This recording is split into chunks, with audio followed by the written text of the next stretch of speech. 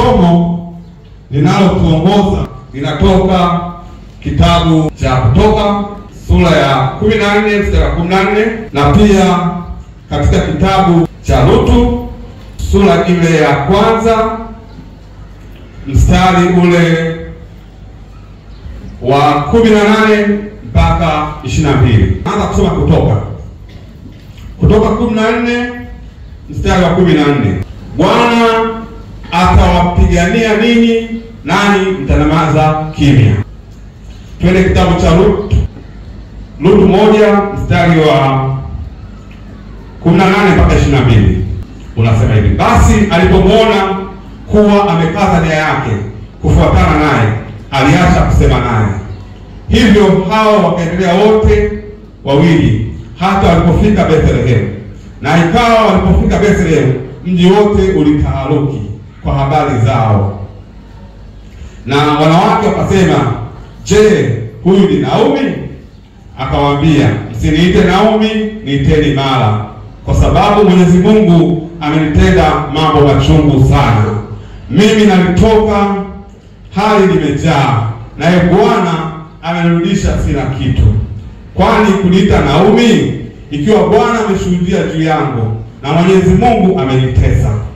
Basi Naomi akarudi pamoja na Lutu Moabi, mkwewe, ambao walirudi kutoka nchi ya Moabu. Nao wakafika Bethlehemu, mwanzo wa mavuno ya shairi. Hizi habari za mtu mmoja katika Israeli ambaye anaitwa Lutu.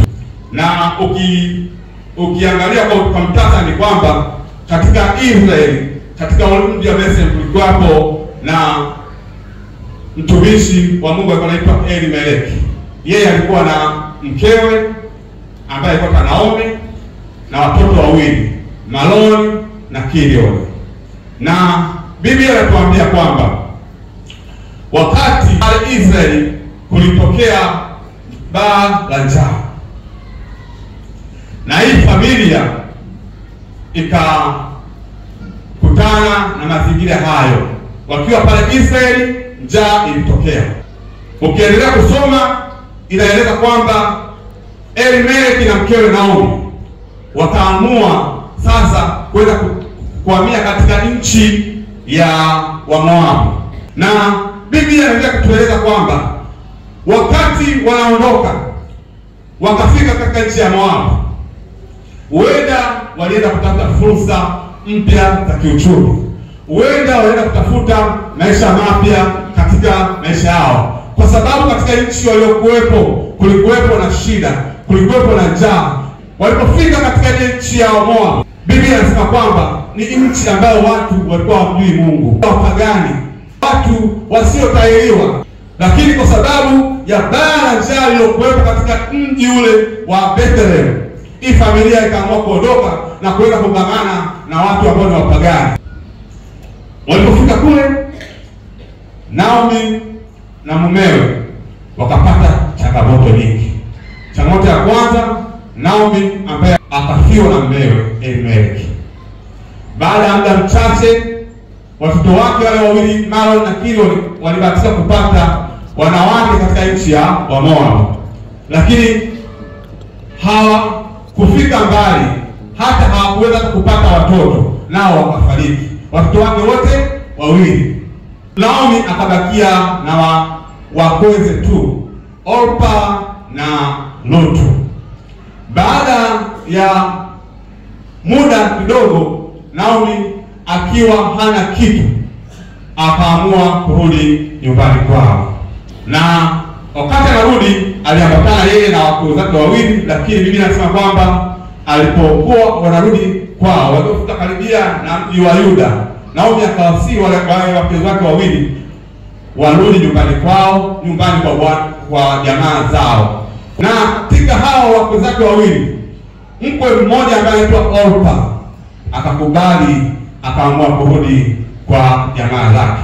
Isipokuwa Lutu, yeye aling'ang'ana na kuendelea na mama mkwe wake. Kichwa cha mahubiri ambayo tunasema majira tofauti anayopitia mtu katika maisha yake. Majira tofauti anayopitia mtu katika maisha yake.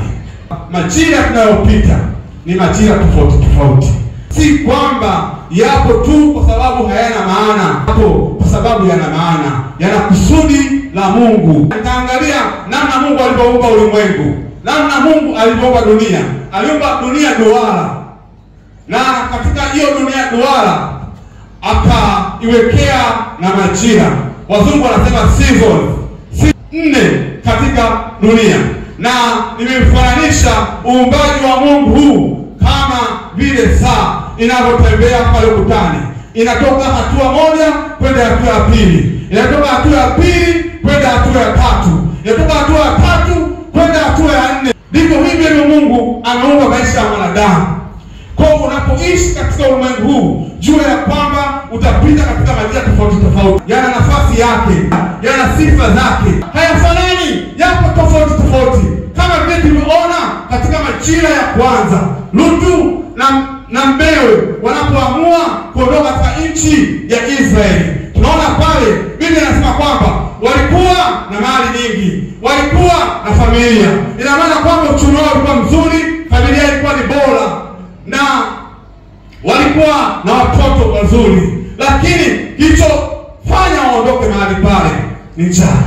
Inawezekana hata wewe pia umepitia katika maisha ya namna hii. Unapokuta Mungu amekubarikia, Mungu amekuwezesha, Mungu amekufanya uishi katika mji unaoishi, lakini baadaye yanapotokea changamoto kama ilipotokea katika ule mji wa Israeli, ule mji wa Bethlehem, njaa ilipotokea, unaweza kaamua sasa uondoke mahali pale Mungu alipokusudia. Ninakwambia usiondoke mahali ambapo Mungu amekusudia. Hata kama kuna njaa, jua ya kwamba kuna kusudi la Bwana. Hata kama kuna shida, jua ya kwamba kuna kusudi la Bwana. Usiondoke, baki hapo hapo. Hata kama mambo ni magumu, endelea kuvumilia. Usipovumilia, unakoelekea unaenda kupotea. Kama ilivyokuwa kwa familia ya Elimeleki na mkewe Naomi, walipoamua kutoka katika uwepo wa Bwana, mahali ambapo Bwana aliwatunza, aliwalinda, alikitu, walikuwa ni familia yenye furaha, familia yenye kicheko, lakini wakaamua kuondoka kwa nini? Kwa sababu ya njaa. Inawezekana wengi tumeondoka sehemu ambayo Bwana ametukusudia, mahali ambapo Bwana anaamua kutubarikia. Tumeondoka kwa sababu kumetokea shida, kumetokea matatizo, kumetokea kitu chochote kile. Usiondoke, endelea kuvumilia, endelea kumng'ang'ania Bwana maadamu unajitambua wewe ni nani. Maana Biblia inasema wewe ni mzao mteule, miliki ya ufalme wa Mungu. Wewe ni mtu wa maana sana katika ufalme wa Mungu. Haijalishi changamoto utakazopitia, jua ya kwamba pamoja na changamoto Mungu ameweka kusudi lake. Familia ya Lutu ikiwa huko nchi ya Moabu ikaanza kupita katika msimu wa pili. Ulikuwa ni msimu wa mateso. Mumewe Naomi akafariki, watoto wake wawili wakafuata, akafariki. Baadaye Naomi akabaki peke yake. Kwa hiyo misimu katika maisha yetu ipo. Kuna misimu ambayo pia utapitia uchungu, utapitia shida, utapitia tabu. Lakini napenda kukuambia mpendwa, hata kama unapitia katika uchungu wa namna gani, jua kwamba unapopita Yesu naye yupo mahali hapo. Hakuna haja ya kulia, kulaumu. Mungu yupo pamoja nawe. Amesema hata kuacha mpaka mwisho wa dahari. Ndio maana hapo nashangaa kwa nini mtu anaendelea kuwepo mahali hapa. Hata kama amepita katika shida na mateso, kwa nini anaendelea kuendelea kuwepo?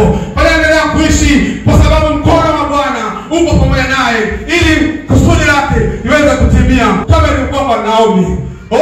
Naomi aliona shida, alihuzunika, aliumia, kupoteza mume, kupoteza watoto. Hebu fikiria, tuchukulie wewe binafsi, nichukulie katika mazingira ya sasa. Unachukuliaje jambo kama hili? Chukulia katika picha hii. Naomi katika wakati ule alikuwa katika hali ngumu sana.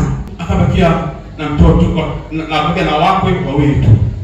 Na alipoona hali si nzuri kule alipokwenda, na Biblia inasema kwamba aliishi miaka 10 katika ile nchi ya Moabu. Baadaye alipoona hana kitu, ameishiwa kila kitu, akaamua kurudi nyumbani kwao. Ulikuwa ni mpango wa Mungu. Wakati anarudi, wake zake wawili, Orpa na Rutu, kwa akawasihi wakweze, mrudi kwa jamaa zenu. Kweze mkwe wa kwanza anaitwa Orpa, baada ya kung'ang'aniwa akaamua kurudi. Kuna watu ambao tunawapenda, kuna watu ambao tunawafurahia tukiwa nao katika mambo mazuri, lakini jua ya kwamba kuna wakati na majira yatafika, hao watu tunawapenda, hao watu tunawafurahia watakuacha peke yako.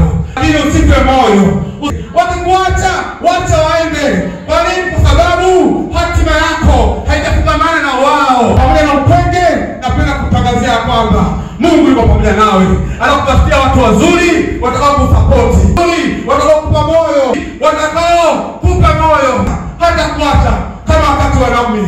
Mungu akamuinulia Rutu akamwambia Naomi, Mungu wako atakuwa Mungu wangu, watu wako watakuwa watu wangu. Akasema usinisisitize niondoke, maana nimeamua kuambatana na wewe, nimeamua kwenda na wewe. Rutu ni mfano wa watu ambao wana imani na Mungu. Biblia inatuambia kwamba ile familia ilikuwa na kivuli cha Yesu Kristo mwenyewe. Rutu anafananishwa na sisi wa Kristo ambao tulikuwa katika dhambi, yeye akatununua kwa bei ya thamani mno alipokufa pale msalabani, nasi tukaupata wokovu. Basi na sisi tusiache kumng'ang'ania Yesu, maana tumeshauona uzuri wake. Tumeona uzuri wa Yesu, namna anapokuwa watu, namna anapoponya watu, namna anapohuisha watu waliokata tamaa, anapoinua mioyo, anapoganga majeraha. Tumeuona uzuri wa Yesu. Usimwache, ng'ang'ania Yesu. Hata kama watu wanakuambia hautakiwi kumfuata Yesu, kwa sababu ukimfuata Yesu unakoelekea utapata starehe za dunia, unakoelekea utapata kuna baa, unakoelekea utapata kwa mabinti wazuri. Hiyo usiangalie, tazame Yesu. Ahadi zake amesema atakuwa pamoja nawe mpaka mwisho wa dahari. Ni mategemeo yangu kwamba hata kama kuna mambo mazuri tunayakosa huko, lakini ukimfuata Yesu utapata mema, utakula mema, utafaidika, kwa sababu Yesu ndiye msaada wetu wa karibu. Majira ya tatu, Naomi ameamua kurudi nyumbani. Akiambatana na mkwewe Rutu. Na Biblia inasema kwamba katika wakati huo wanarudi katika nchi ya Bethlehem, au katika mji wa Bethlehem, nchi ya Israeli. Kulikuwa kipindi cha mavuno. Hapo katika majira na wakati Bwana atakurudisha tena katika nchi ya mavuno. Katika majira yale ni wakati ya wewe kurudishia kile kilichopotea. Ile huzuni ulikuwa nayo, Bwana yuko tayari kukupa kicheko. Ile afya ambayo ulikuwa nao, Bwana anakuponya. Ni majira haya sasa, Bwana yuko pamoja nawe. Anaamua kujidhihirisha mwenyewe kuja kwa ajili yako, Uko ni wewe tu sasa kuwa tayari. Ni wewe tu kuwa tayari kudaka katika majira haya ambayo Bwana anaamua kukuinua tena. Anaamua kukupetisha tena na wakuu. Hata kama uko nyuma ulisalauliwa, walikuita mziwa, lakini Bwana anaenda kukupa watoto. Bwana anaenda kurudishia uchumi wako. Bwana anaenda kurudishia familia iliyopotea. Maana Biblia inasema yeye anatangaza mwisho mwanzo. Huyo ndio mwenye future njema kwa ajili ya maisha yako. Huyo ndiye Mungu wako. Huyo ndiye Baba yako, anayejua kesho yako, anayejua kesho kutwa yako. Sisi kama vijana, kuna watu wengi wanapitia changamoto za kiuchumi. Tunapitia changamoto za kiuchumi kama ripoti ilizozungumza mahali hapa. Watu wanashika kwenye vipindi kwa sababu nauli tu ya kuja kwenye vipindi haipo. Vijana msikate tamaa. Mwangalieni Yesu. Yeye aliyetufia msalabani ana kusudi kubwa kwetu. Yeye yuko kwa ajili ya kutuokoa. Yeye yuko kwa ajili ya kutufanikisha. Hata kama tunapitia kwenye magumu, haya ni ya kitambo tu, ni majira tu. Mungu ameweka kusudi ndani yako. Anataka uwe kuwa mtu mkuu. Uwe mtu mkuu, sio kama ulivyo sasa, sio kama ulivyo huo sasa. Wengine wachumba makataa, wamelia, wanaomboleza. Nakwambia mpendwa, usisikitike. Huyo mchumba hakuwa na kusudi la Bwana Mungu wako. Ndio maana Bwana anaamua kumtenda mbele yako. Wale vijana, Mungu awasaidie. Msiangalie changamoto zilizopita. Hata kama wanaondoka leo, wacha waende tu. Hata kama wanakuja kesho, hapo kusudi la Bwana, wacha waende tu. Maana Bwana atachambua magugu na ngano. Mungu anafanya hivi kwangu. Wewe hata mwenyewe umesema muona Mungu. Kwani Mungu anafanya hivi? Kwani mabaya yanakuja kwako? Sikutambua ya kwamba katika mabaya Bwana anakufanyia njia ya kuwa mema. Hata kama umeomba leo haujapata majibu, hujapata majibu, umeomba nguvu, Bwana amekupatia mambo magumu ili uweze kuwa imara. Inasema upite seasons. You must pass in seasons. Lakini nikawa najiuliza, kwa nini Mungu wetu anaruhusu mabaya tupate watu wazuri? Watu wazuri wampenda Yesu, wanamtumikia Mungu, lakini mabaya yamewaandama. Nikapata jibu katika kitabu cha Maombolezo, ile sura ya 3, mstari ule wa 53. Maana moyo wake hapendi kuwatesa wanadamu wala kuwahuzunisha. Haya, Mungu ameweka kusudi ambalo unatakiwa upate. Kusudi la Mungu likiinuliwa kwako, utapita katika seasons mbalimbali, lakini hatimaye utafika seasons ambayo ndio utukufu wa Bwana, ambayo ndio breakthrough yako. Season ambayo ndio utafurahia, season ambayo ndio utachekelea, season ambayo utapata furaha. Kwa sababu nini? Mungu hajapanga kutuhuzunisha wala kutuangamiza. Kwa maombi yako amejibiwa mpendwa. Usikate tamaa. Amekupitisha katika magumu ili uwe imara, ili uwe na nguvu ya kutatua yale ambayo yanakukabili, ili uwe na uwezo wa kwenda mbele zake kwa ujasiri. Kwa nini? Kwa sababu Bwana amekuwezesha. Hata kama unaomba ujasiri, amekuletea matatizo ili uyatatue. Haleluya! Utakuwa jasiri kuja matatizo. Huo ni mtihani wako. Ni lazima utatue. Sio kama Mungu amekuacha. Mungu hajakuacha, yupo naye. Maana hali zake anasema atakuwa nasi mpaka mwisho wa dahari. Haleluya! Hiyo ni hali ya Mungu. Mungu si mwanadamu akasema uongo. Kuna wengine wanasema niliomba hekima, lakini nashangaa sijali ambayo nilikuwa nategemea niwe na hekima, kuna matatizo mengi yanatokea. Hekima Mungu ataitengeneze kwako, lazima akuletee magumu, difficulties, ili wewe uweze kutatua nini yale magumu. Ndio watu watashuhudia kwamba huyu ana hekima. Katika maisha yako umetatua mambo yalikuwa magumu, kama Suleimani aliomba hekima, lakini mwisho baada ya kuomba hekima nisho kufuata ni Mungu humpa mtihani wa kumletea tatizo la wanawake wawili ambao wamejifungua watoto kwa muda mmoja, ambao wanang'aniana mtoto huyu mmoja. Suleimani akatatua ile tatizo, mpaka watu wengi katika nchi mbalimbali walitaka kumwona mfalme Suleimani. Why? Kwa sababu ya hekima iliyo ndani yake. Ndugu Kristo, Mungu ameamua kuweka hekima ndani yako. Kwa hiyo usiwe na shida wala usihuzunike, hata kama kuna mambo magumu yanakupitia, lakini ujue ya kwamba Mungu anataka kukuonyesha, Mungu anataka kukujulisha kwa watu kwamba hekima yangu iko ndani ya huyu ndugu huyu. Lakini pia usishekashangaa unapoomba hekima kama ile ya kijana Yusufu ambaye anamwambia ndugu zake kwamba nimeota, Mungu ameonyesha ndugu zangu wananiinamia, wananisujudu. Unajua kitokea nini? Watoto wale ndugu zake wakataka kumwona Yusufu. Ukiwa na maono ndani ya nafsi yako, watu wakiona na maono, watainua vita vingi. Usikate tamaa. Wewe ni Yusufu. Mungu ameweka kitu ndani yako ili kusudi lake litimie. Kila kusudi la Bwana, usione shida wala isikusumbue. Endelea kung'ang'ana pale pale.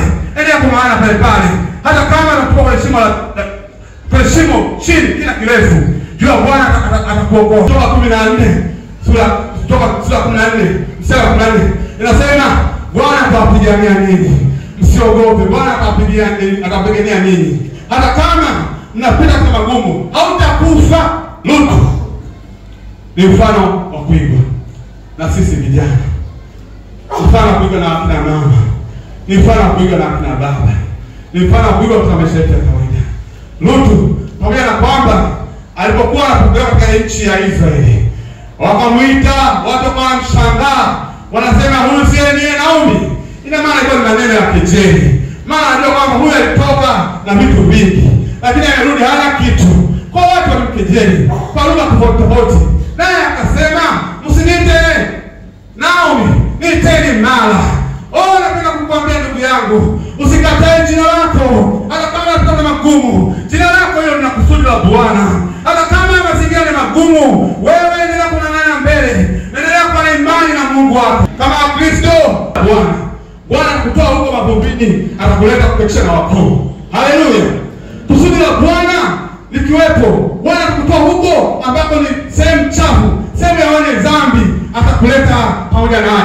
Mkae pamoja naye, ufurahie uzuri wake, ufurahie maisha yake, kwa ajili ya kurudisha katika nchi ya wafalme. Kwa hiyo usikate tamaa, utaingia katika nchi ya wafalme hata kama umepitia katika magumu. Obedi wako yuko katika viungo vyako. Haleluya. Yesu alipitia katika magumu. Unajua kwamba Yesu alipitia katika magumu, ingawa alikuwa ni mfalme, ingawa alikuwa ni mtu mkuu. Alipokuwa mbinguni kwa Baba, alipokuwa hapa duniani, watu walidhani kwamba atakuja kama mfalme, atakuja kutawala moja kwa moja. Lakini hicho ukiona Yesu anazaliwa katika zizi la kulia ng'ombe. Inakuwaje mfalme anazaliwa katika zizi la kulia ng'ombe? Tulitegemea kwamba amezaliwa katika majumba mazuri, yenye sifa nzuri, yenye heshima, lakini hakuzaliwa katika nyumba nzuri. Alikuwa mahali ambapo ni pachafu. Haleluya. Mungu alitaka apitie naye mateso tangu kuzaliwa kwake, kukua kwake, hadi msalabani. Biblia inasema alidharauliwa, alifedheheshwa, alikuwa ni mtu mwenye huzuni nyingi, mtu mwenye sikitiko. Lakini baadaye tunasema kwa kupigwa kwake Yesu sisi tumepona. Lazima kwa safari ya maisha inapita katika majira tofauti tofauti. Tunaona ndugu zetu vijana wakina Shadraka, Abednego, Meshaki na Daniel, walikuwa ni vijana ambao nao walipitia katika majira kama haya ambao tunapitia sisi, lakini bado walipata imani yao kwa Yesu. Kwa ukiwa na imani, kila kitu kinawezekana. Haleluya. Ukiwa na imani, kila kitu kinawezekana, kwa sababu imani ni hakika ya mambo yatarajiwayo, ni bayana ya mambo yasiyoonekana. Kwa Mungu purpose yake huwezi kuangalia kwa namna ya nchi, ni mambo ya kiroho hayo. Mungu anajua how atakufikisha sehemu ambapo anataka kukufikisha. Hizo njia za Mungu, usiquestion njia za Mungu, ila jua ya kwamba mwisho wako ni